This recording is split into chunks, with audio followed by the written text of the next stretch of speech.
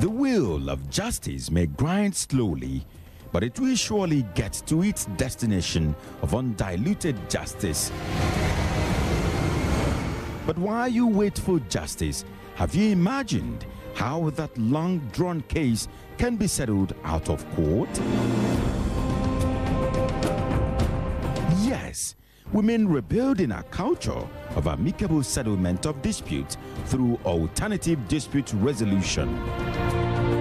Settle with Laughter is a program tailored to educate, inform, sensitize, and promote access to justice through alternative dispute resolution anchored on mediation,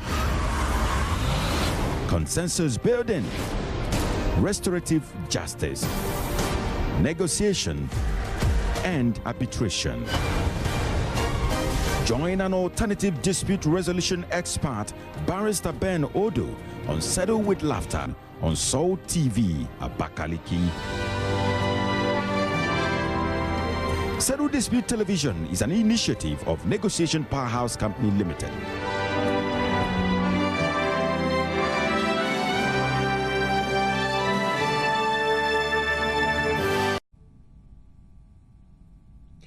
Justice should go through ways. Justice for the oppressed, the oppressor, and the society. And that is what Settle with Laughter on Salt Television is all about. Good morning. Thank you for joining us on Settle with Laughter. My name is Amaka Chugu. Now, I'm your host, standing in for Chika Igwe. I'm sure you know that already. Today, we'll beam our searchlight on something very, very interesting. We'll beam our searchlight on prisoners. How do we take care of those people? How do we improve their welfare? When I talk about prisoners, you may actually ask. Well, we have to talk about them because not all the people in prison are guilty. Can you imagine what happens when you punish the innocent? I'm sure you can only imagine that, and it's better you imagine it, don't experience it. What about the guilty, you may ask? It's like this. If you do not reform the guilty, they just end up coming out worse than they were before they went in there. And when that happens, you just know you're in for it because they just come out, do worse things, you catch them, you send them back to prison, they get hardened, they come out, and the vicious cycle continues. So we really need to talk about those things, but not just talk about them. We have to move a step further to do something so that that doesn't happen again. It doesn't become a norm in the society. Okay, because you know that on Settle with Laughter, we do not deny the existence of conflicts. Definitely, conflicts must be there.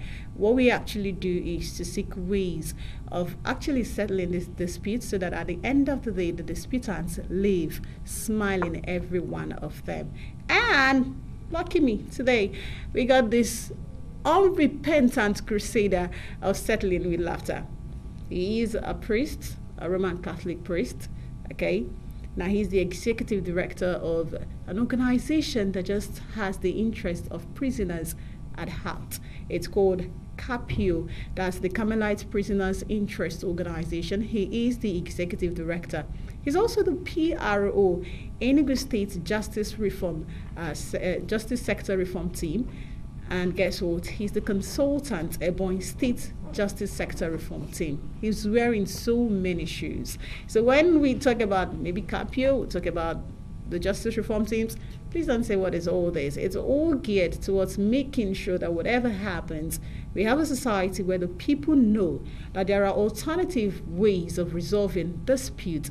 And these alternative ways, if explored, would actually leave every other person feeling happy and smiling. So, Father, Thank you for coming, Father. Thank you very much for having me. Okay, and so today, Father will be telling us what he has done to ensure people settle and are settled with laughter. His name is Reverend Father Ambrose Ekeroko.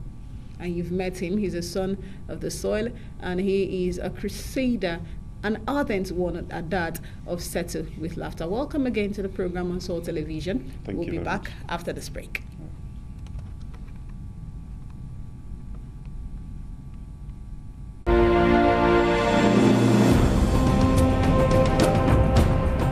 The wheel of justice may grind slowly, but it will surely get to its destination of undiluted justice. But while you wait for justice, have you imagined how that long-drawn case can be settled out of court?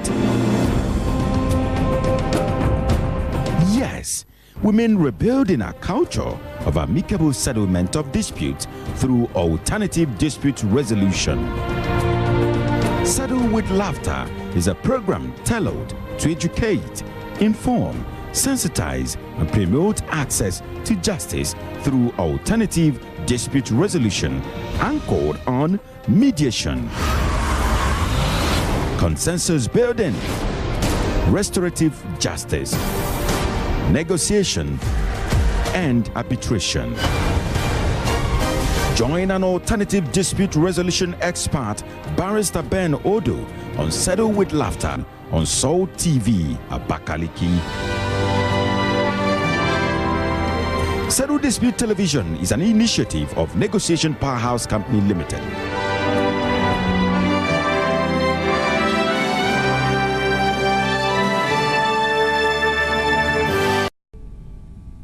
It's Settle with Laughter on Salt Television. You can watch or repeat a broadcast of this episode on Tuesday night at 10:30, just after the news at 10. You can also watch this episode anytime you like on YouTube. Is at Settle with Laughter. Be sure you subscribe to the page when you visit.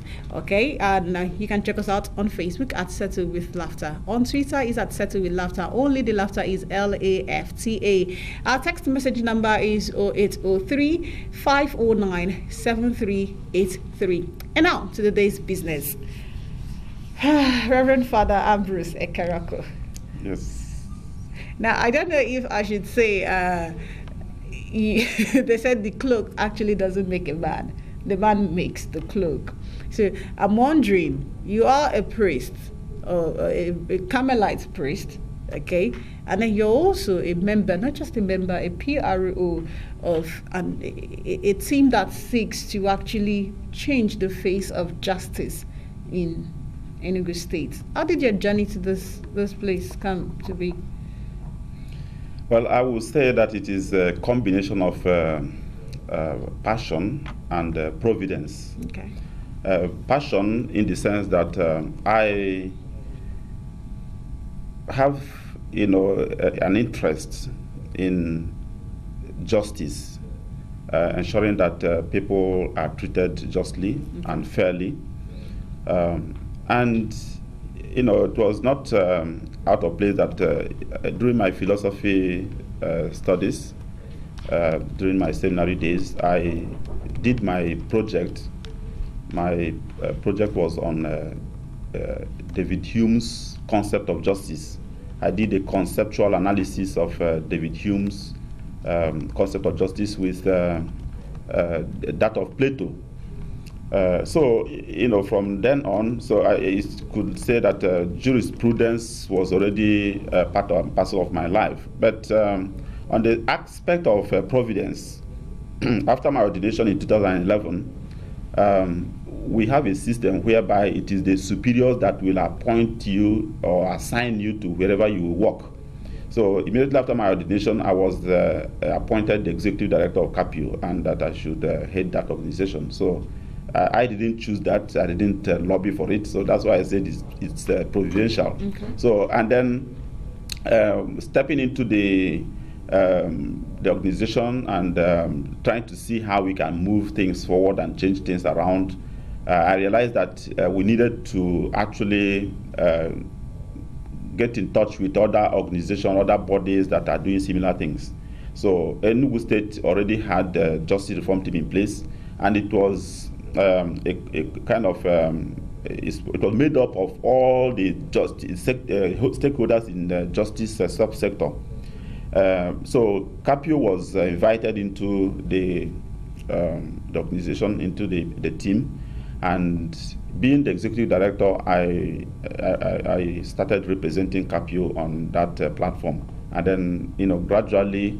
I must say I was learning on the job. It's not as if I knew so much about what I needed to do. Okay. But of course I had to learn on the job, and because of the passion I talked about, it was a little bit easier for me to actually key into what was going on, the programs they were doing, and learn how things are done and how things can be improved upon.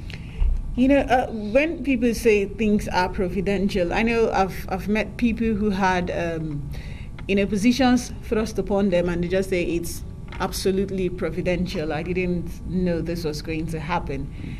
And then maybe they just relax. But you also said it was providential, and then if we took a look at what CAPIO has done and the time that it's been in existence and what it has listed that it's going to do much later, which of course you're going to throw more light on some of those things, we would see that passion actually was the outstanding thing. And I would want to know what's the trigger behind that passion? Could it be at some point you've been denied justice, or what exactly fuels that passion?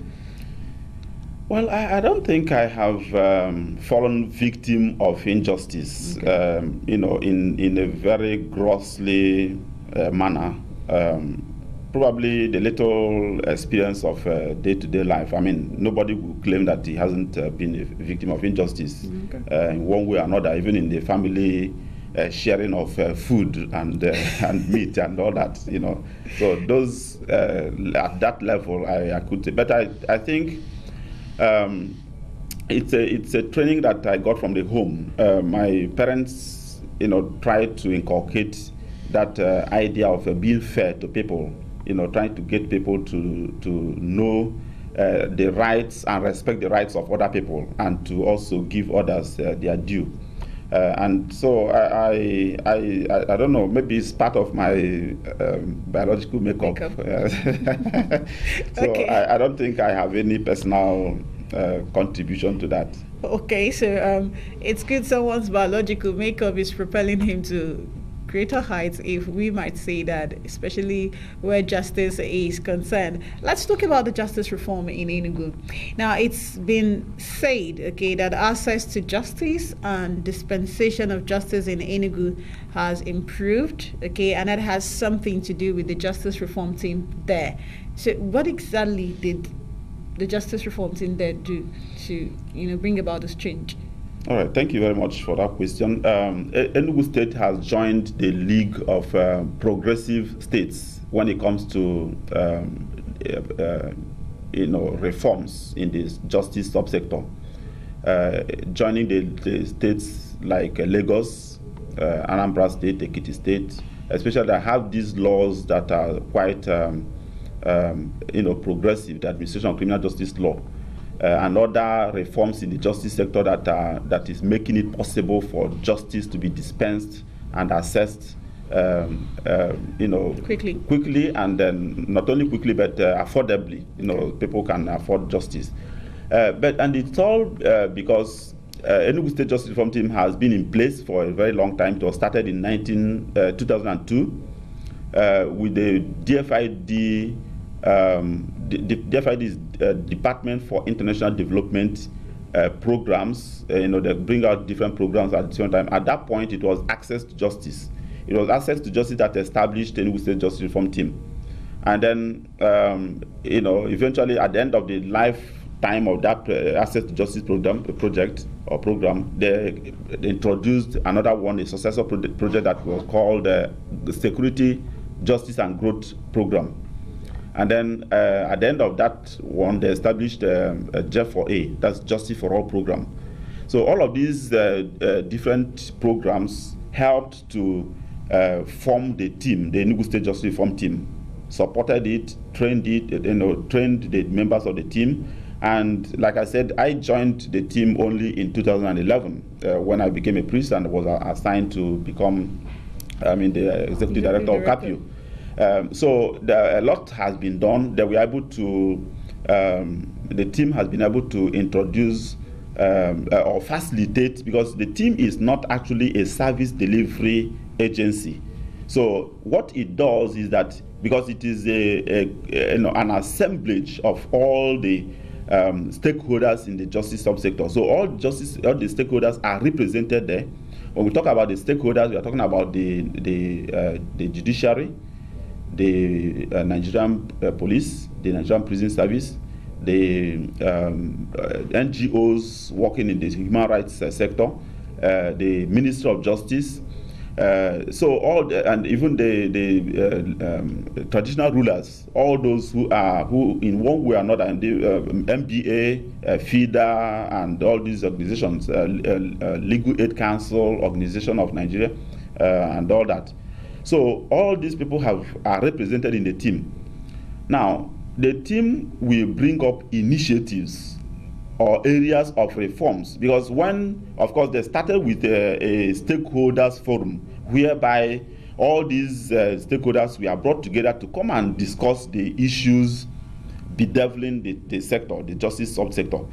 And it's amazing that, of course, this, I said, was supported by the Justice for All program of the Department for International Development of British Council. It's amazing that it is the white man that is coming to us to tell us that our laws are anachronistic, are antiquated. So Father, break it down. Yeah. The grammar. Yeah, that our laws are not for today's society. Okay. These laws were made by the colonial masters over 100 years ago, and we are still holding on to them and practicing them in today's society in the 21st century, Nigeria. So they were also using those laws in their own country at the time they were ruling us. The colonial masters were ruling us. But today, where have they gone to? They have abandoned. They have reformed. In fact, reform is a continuous process. So it's not like you change something and then you say, okay, we relax on our hours and then we settle for wherever we have gotten to. Researches are continually chunked out and being used to improve the system. So the Enugu State Justice Reform Team have been able to introduce some reforms. Like I said, they are not service delivery agencies. The members of the team, like the CAPIO is a service delivery organization. So we take up, and some other organizations like PRAWA, the CJAP, and other organizations that are there to implement. Yes, they are part of the team. But when the team initiates a project or area of reform, now this other organization will now take it forward and then begin to ensure that it is properly and adequately implemented. So just a rundown of some of the initiatives that the team has facilitated and implemented. The team has facilitated the implementation of what we call the human rights desks on 10 pilot police stations across Enugu State. So the police stations were identified, and then a human rights desk were established.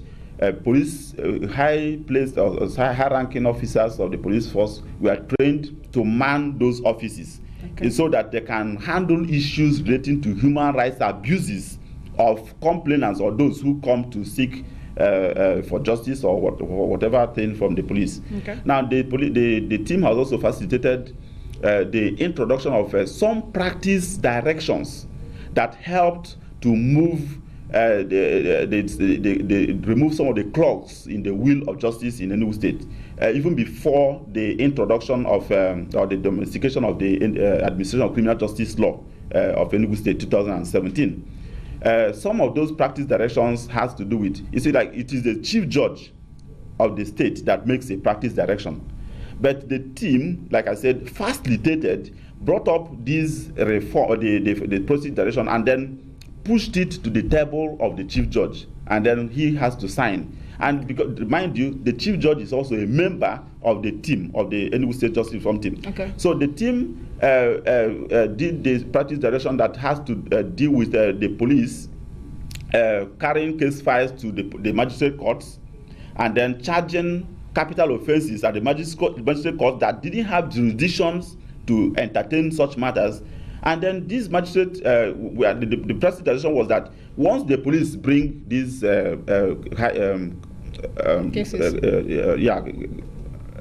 cases that are not that the magistrate court doesn't have jurisdiction to, they should make an order for it to be transmitted straight to the DPP, so that they can now give legal opinion, and then the matter will be filed at the High Court. Okay, that's quite commendable what Enugu State has done. I'm sure if we allow you now, we can go on and on.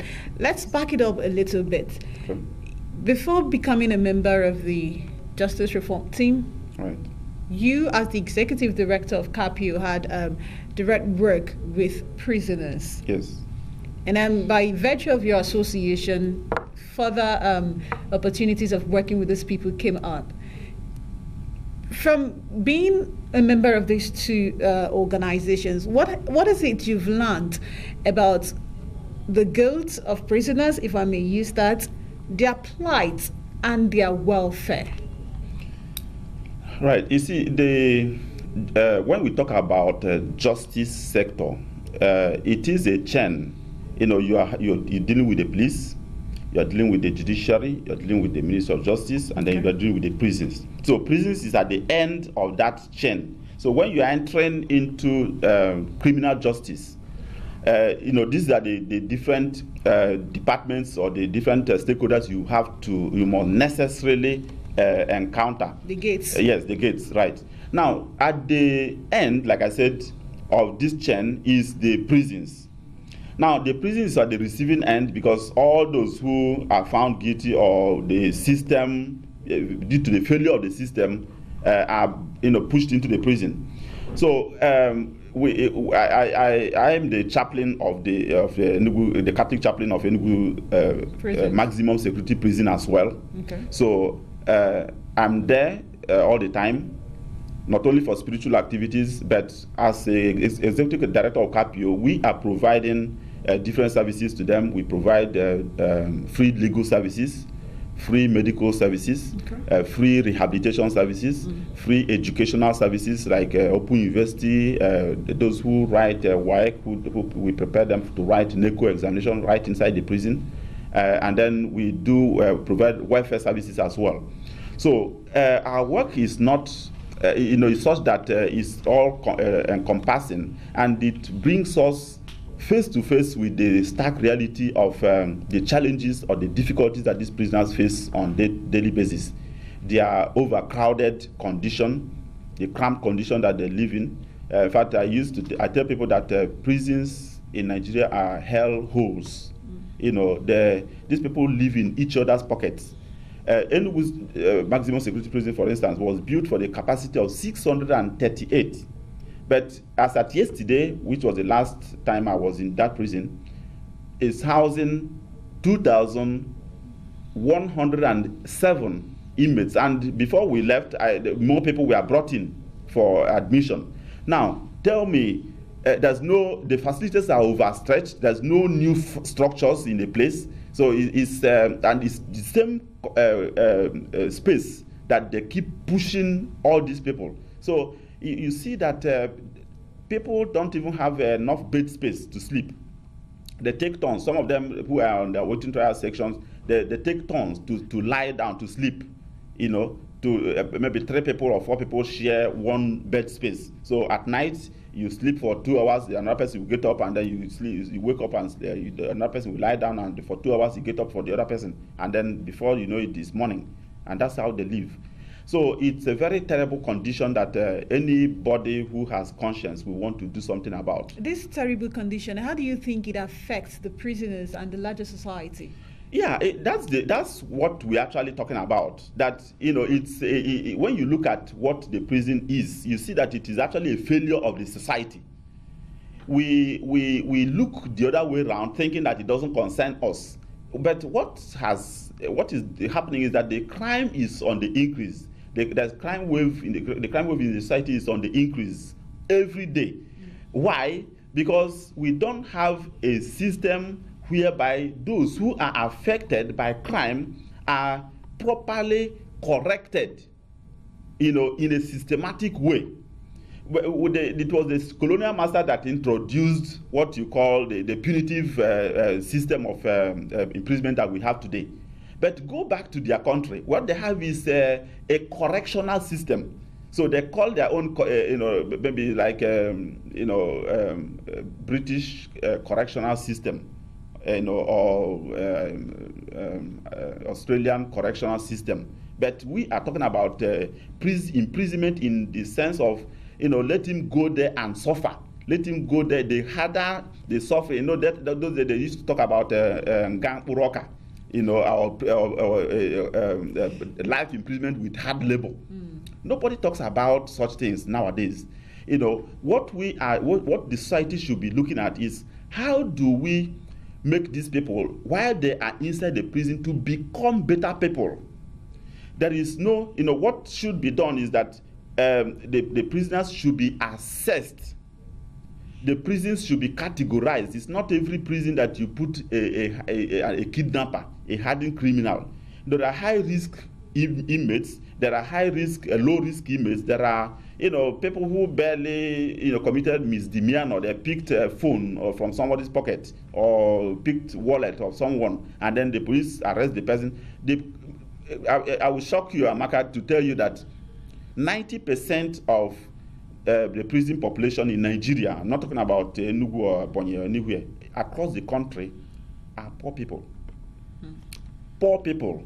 And I read the news about what the Ebonyi State government is doing about the Ebonyi State indigenes that are hawkers, that are languishing in prisons in Lagos State. Because they are poor people. They have no one to speak for them.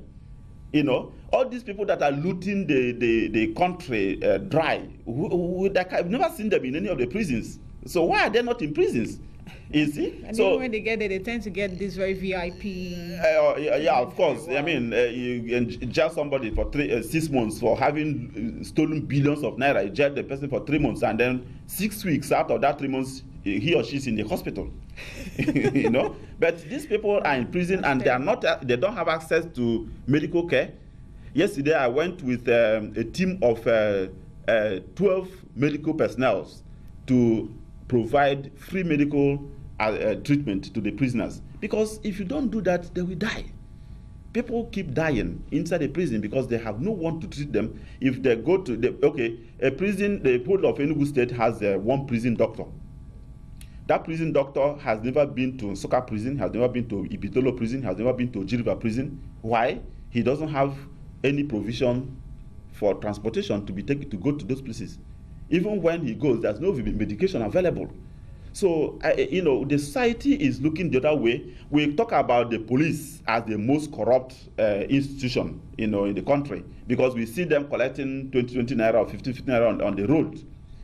But we don't know that the magnitude of the corruption going on inside the four walls of prison is horrendous. Because there, inmates are made to pay for their food. They feed themselves. They pay for the cells they stay. How are they supposed to, raise money to that's why they go into all kinds of crime. Even while they are there, they are committing fraud, internet fraud. They are duping people. Right there, does that mean they have access to? Of course, they smuggle through the corrupt prison officials. They smuggle phones to them. They have access to phones. Okay, I was in Abuja the other day. A prisoner was calling me, right inside from inside the prison. Okay. That's something else I wouldn't want to consider right now. But considering all these experiences that you have garnered, over the years, and now you are the consultant to Ebonyi State Justice Reform Team, what is it you think that this team can actually do to, change the face of justice as it is, especially when it comes to do with prisoners? Right. Thank you very much. I think the Ebonyi State is already on the right path by having inaugurated Ebonyi State Justice Reform Team, or Ebonyi State Justice Sector Reform Team. I don't know which one they adopted, but at least I've been part of the Justice Sector Reform Team. Okay, I've been part of that meeting on one or two occasions.